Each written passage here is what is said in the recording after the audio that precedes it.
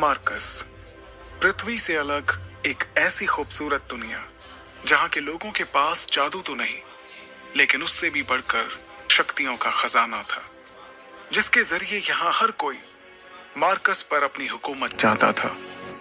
यहां जो सबसे शक्तिशाली होता था वो कानून बनाता था, और कमजोरों को उस कानून को मानना पड़ता था।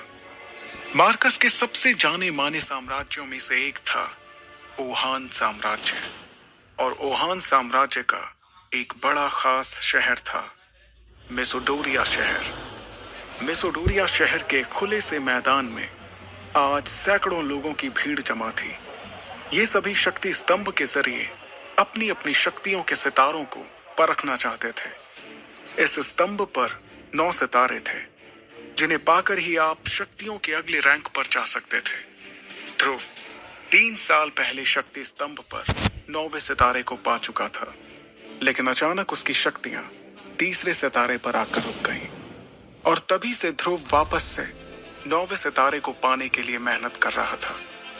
अपनी इसी शक्ति के सितारे को परखने के लिए ध्रुव सैकड़ों लोगों की भीड़ में खड़े होकर अपनी बारी का इंतजार कर रहा था।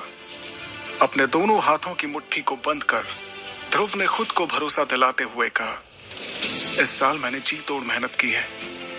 इस बार मेरी शक्तियां जरूर 9वें सितारे तक फिर से पहुंचेंगी, जरूर पहुंचेंगी। आज मैं शून्य रैंक से आगे बढ़कर एकलव्य बन के रहूंगा। तभी एक घोषणा सभी के कानों में गूंजी, और अब अपनी शक्तियों को परखने वाले अगले शख्स का नाम है ध्रुव। जैसे ही ध्रुव का नाम पुकारा गया, वो लोगों की भीड़ से निकलकर बाहर आया और अपने कदमों को धीरे धीरे बढ़ाते हुए ऊंचाई पर रखे एक बड़े से पथरीले स्तंभ की ओर बढ़ने लगा, जिसका नाम था शक्ति स्तंभ। शक्ति स्तंभ के ठीक सामने पहुंचने के बाद ध्रुव के जहन में कई बातें चल रही थी। ध्रुव जब सिर्फ 4 साल का था, तब से उसने प्रैक्टिस करना शुरू कर दिया था, और 10 साल की उम्र तक तो वो 9वें सितारे तक पहुंच गया था।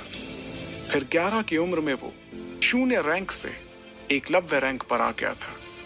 शौर्य दल के 100 साल के इतिहास में ये पहली बार था जब एक 11 साल का बच्चा एकलव्य बन गया हो। लेकिन उसके बाद ऐसा कुछ हुआ कि अचानक से एकलव्य एक बार फिर से शून्य रैंक पर आ गया। यही सब सोचते हुए ध्रुव ने अपने दाहिने हाथ की हथेली को शक्ति स्तंभ पर रखने के लिए आगे बढ़ाया। फिर उसने आंखें बंद करते हुए अपनी हथेली को शक्ति स्तंभ पर बने शक्ति चक्र पर रखा। कुछ देर सन्नाटे के बाद ध्रुव के कानों में एक आवाज गूंजी, तीसरा सितारा, शक्ति और भी कम। इस बार भी ध्रुव का सबसे निराशाजनक प्रदर्शन। यह आवाज जैसे ही ध्रुव के कानों में पड़ी, उसके पैरों